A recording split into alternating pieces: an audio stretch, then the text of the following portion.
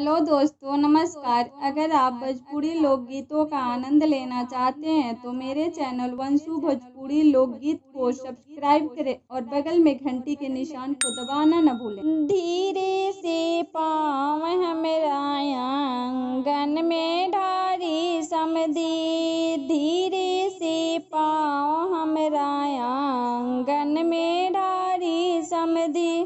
धोतिया धूमिला होई जाई, धोतिया धूमिला होई जाई, धूमिला होई जाई जी, कोटवा धूमिला होई जाई जी। हम रोजे धोबिया राउर बहनोई, हम रोजे धोबिया राउर बहनोई। धोतिया के दी है धोवाई जी, सुटवा के दी है धोवाई जी, कोटवा के दी है बनाई जी। धीरे से पाँव हमरा आंगन में ढारी समधी, धीरे से पाँव हमरा आंगन में ढारी समधी। जुतवा धूमिला होई जाई जी, जुतवा धूमिला होई जाई जी। हम रोजे चमारा राउर बहनोई, हम रोजे चमारा राउर बहनोई।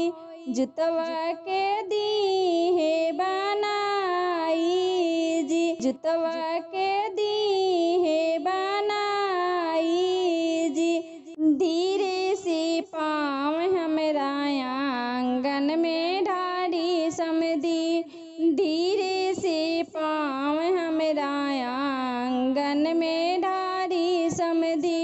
मोचिया धूमिला होई जाई जी, मोचिया धूमिला होई जाई जी। हम रोजे हजामा राउर बहनोई, हम रोजे हजामा राउर बहनोई। मोचिया पछुड़ावा चलाई जी, मोचिया पछुड़ावा चलाई जी। धीरे से पाँव हमरा आंगन में ढारी समधी, धीरे से पाँव हमरा